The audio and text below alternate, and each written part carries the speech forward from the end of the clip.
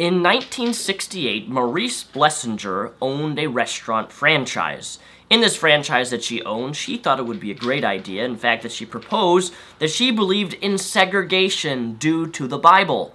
Well, the Supreme Court threw her case out completely. Vermont Christian School was thrown out by the Supreme Court because that school wanted to decline women health benefits of married female employees. These are just two of many other cases that I could cite and talk about of the Supreme Court ruled against religious beliefs, against companies being able to discriminate based upon the Bible, their beliefs, their religion. And unfortunately, Hobby Lobby, if you haven't heard of it yet, I only heard of it today. Well, actually, I knew about it a couple days ago, but I just didn't really click anything. I didn't read anything about it or watch any videos on it. Hobby Lobby has passed by the Supreme Court, which I don't really understand how, unless they're all big old fart Republicans sitting in their chairs of power saying, we don't want women to have any rights. You know, if you are a feminist, this is one of those cases where I will actually stand by you feminists and say, you are right to contest and be on the streets saying that your rights are being taken away, because they are. This is disgusting, this is wrong on so many levels, and I'm not going to sit here and give you an in-depth analysis of what the Hobby Lobby is, except I'm just going to say this. Hobby Lobby grants corporations are people, it grants these corporations the ability to discriminate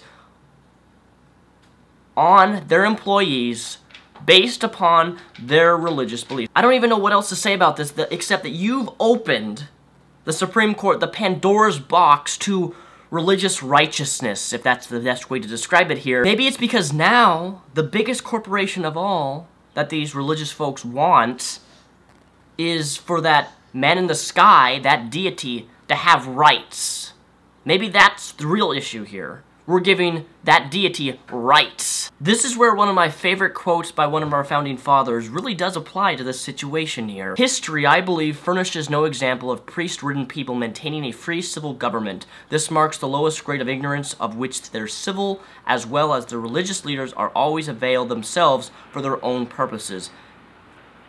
Thomas Jefferson. My only explanation for this ruling is probably because these Supreme Court people, whoever they are fat old fart Republicans who are still probably using Viagra every fucking night in order to have sex properly. Not only is this ruling absolutely sick, I think everyone can agree on that, but it's a blatant double standard. Hey, let's take healthcare away from women.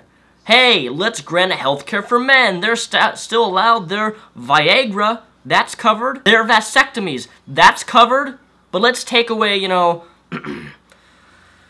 those contraceptives for women because, man, every time someone uses birth control, God is deeply hurt.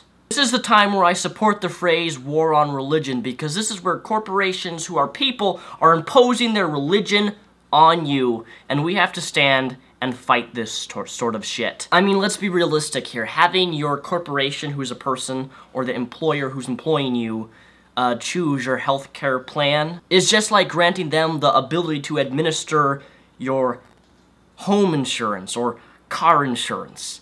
It makes no fucking sense.